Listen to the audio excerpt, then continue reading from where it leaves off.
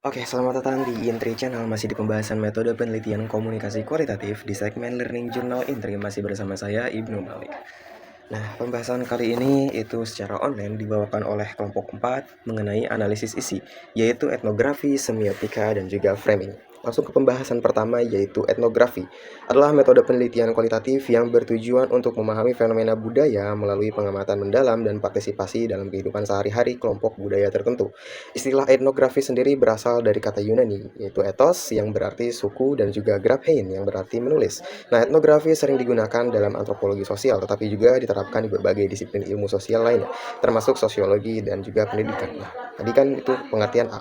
Sekarang yang B, ruang lingkup etnografi. Itu mencakup yang pertama, studi budaya, menggali pola kehidupan, interaksi, dan sistem makna dalam suatu kelompok budaya. Yang kedua, kehidupan sosial, menganalisis bagaimana individu berinteraksi dalam konteks sosial yang lebih luas. Yang ketiga, deskripsi kultural, menyediakan gambaran mendalam tentang adat istiadat, kebiasaan, dan nilai-nilai suatu masyarakat. Yang keempat, itu tentang kajian etnografi, berfokus pada tema-tema budaya tertentu dan dapat mencakup berbagai bentuk kelompok, mulai dari komunitas kecil hingga populasi yang lebih besar. Penelitian ini sering kali melibatkan observasi langsung di lapangan, wawancara, dan pengumpulan data kualitatif lainnya. Lalu yang C, ada beberapa model penelitian etnografi yang umum digunakan. Yang pertama, etnografi konvensional, yaitu melibatkan laporan pengalaman lapangan yang mendalam. Yang kedua, autoetnografi, refleksi pribadi peneliti mengenai konteks budayanya sendiri. Yang ketiga, mikroetnografi, fokus pada aspek tertentu dari latar belakang budaya. Yang keempat, etnografi feminis, yaitu menganalisis pengalaman perempuan dalam konteks budaya. Yang kelima, etnografi postmodern, yaitu menyatakan keprihatinan terhadap isu sosial terutama bagi kelompok marginal. Yang kelima, studi kasus etnografi, yaitu menganalisis kejadian atau individu dalam perspektif budaya. Nah, lalu yang D, beberapa asumsi dasar dalam etnografi meliputi yang pertama, naturalisme. Penelitian harus dilakukan dalam konteks alami tanpa intervensi yang mempengaruhi subjek penelitian. Yang kedua, pemahaman konteks, yaitu tindakan manusia tidak hanya reaksi terhadap stimulus, tetapi juga interpretasi terhadap situasi sosial mereka. Yang ketiga, penemuan otentik, yaitu penelitian harus didasarkan pada penemuan langsung oleh peneliti, bukan hanya hipotesis. Nah, yang selanjutnya itu E, prinsip-prinsip metodologis yang mendasari penelitian etnografi, meliputi yang pertama, keterlibatan aktif, yaitu peneliti harus terlibat langsung dengan subjek penelitian untuk mendapatkan pemahaman yang lebih baik. Yang kedua, pengamatan mendalam, yaitu mengamati perilaku dan interaksi dalam konteks alami mereka untuk mendapatkan data yang kaya. Yang ketiga, deskripsi kualitatif, yaitu memberikan deskripsi atau gambaran yang detail dan kontekstual tentang kehidupan sehari-hari subjek penelitian. Yang keempat itu refleksi kritis, artinya peneliti harus mampu merefleksikan posisi mereka dan bagaimana hal itu mempengaruhi data yang dikumpulkan. Nah, dengan pendekatan etnografi itu berusaha untuk memberikan pemahaman yang mendalam tentang kompleksitas budaya dan interaksi sosial di dalamnya.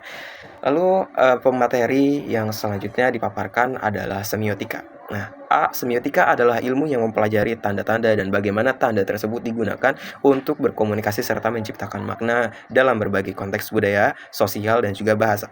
Nah, istilah semiotika sendiri berasal dari kata Yunani, yaitu semion yang berarti tanda. Dalam kajian semiotika, tanda diartikan sebagai segala sesuatu yang mengomunikasikan makna, baik secara langsung maupun tidak langsung kepada penafsirnya. B. Konsep dasar semiotika terdiri dari 3 elemen utama. Yang pertama adalah tanda atau sigen. Ya, merupakan aspek material yang dapat berupa suara, huruf, gambar, ataupun gerakan. Nah, tanda ini dikenal dan dipahami dalam konteks sosial dan budaya tertentu. Yang kedua, penanda atau signifier, atau bisa disebut sebagai elemen yang mencakup hal-hal yang dapat dilihat, didengar, atau diucapkan. Nah, penanda berfungsi untuk menyampaikan pesan kepada penerima melalui indera. Yang ketiga, makna atau meaning. Ini adalah interpretasi atau pemahaman yang diberikan oleh individu terhadap tanda yang ada. Makna bisa bervariasi tergantung pada konteks dan pengalaman pribadi. Lalu C. Dalam teori semiotika, terdapat beberapa jenis tanda yang dikategorikan berdasarkan cara mereka berfungsi. Yang pertama itu tanda ikonik, tanda yang memiliki kesamaan fisik dengan objek yang diwakilinya. Contohnya gambar. Lalu yang kedua itu tanda indeksikal, tanda yang menunjukkan hubungan sebab akibat dengan objeknya. Contoh asap sebagai tanda adanya api. Yang ketiga itu tanda simbolik, artinya tanda yang maknanya ditentukan oleh konvensi sosial. Contoh, kata-kata dalam suatu bahasa.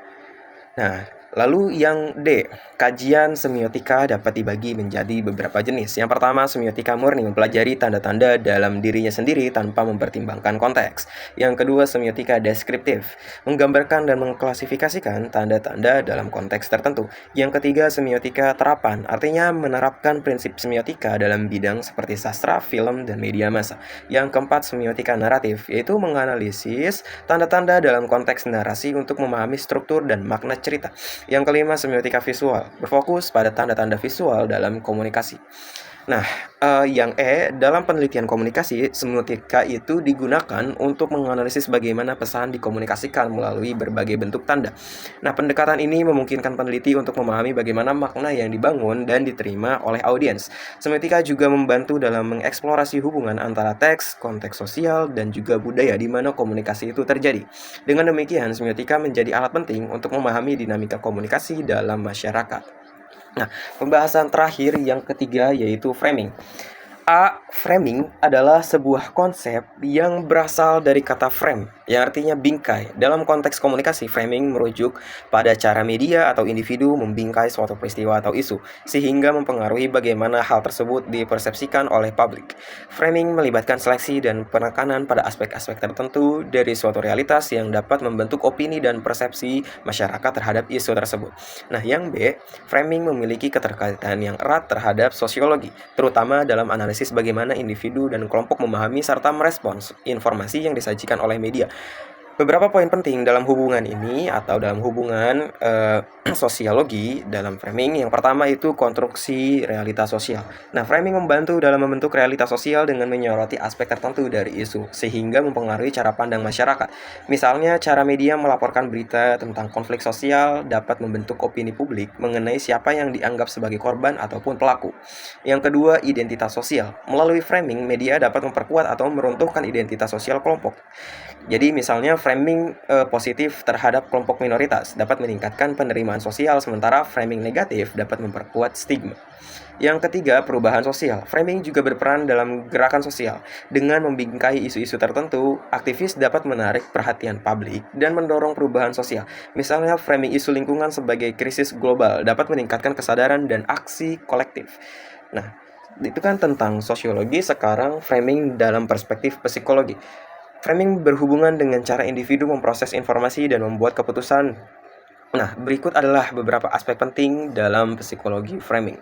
Yang pertama itu efek kognitif. Nah, framing mempengaruhi cara individu memahami informasi melalui skema mental yang telah ada. Ketika suatu isu itu dibingkai dengan cara tertentu, nah individu cenderung menginterpretasikan informasi tersebut sesuai dengan bingkai yang disajikan. Yang kedua, pengambilan keputusan.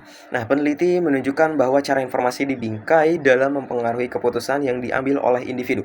Misalnya, pilihan kata dalam pengumuman kesehatan dapat mempengaruhi respon masyarakat terhadap vaksinasi atau pengobatan. Nah, yang ketiga, emosi dan persepsi. Framing juga dapat membangkitkan emosi tertentu yang mempengaruhi persepsi individu terhadap suatu isu. Misalnya, framing berita tentang bencana alam dengan fokus pada dampak emosionalnya dapat meningkatkan empati dan dukungan terhadap korban. Jadi, secara keseluruhan, terakhir ya, framing merupakan alat penting dalam komunikasi yang memiliki dampak signifikan, baik dalam konteks sosiologis maupun psikologis. Memahami bagaimana framing bekerja dapat membantu kita lebih kritis terhadap informasi yang kita terima dan bagaimana hal itu membentuk pandangan kita terhadap dunia di sekitar kita.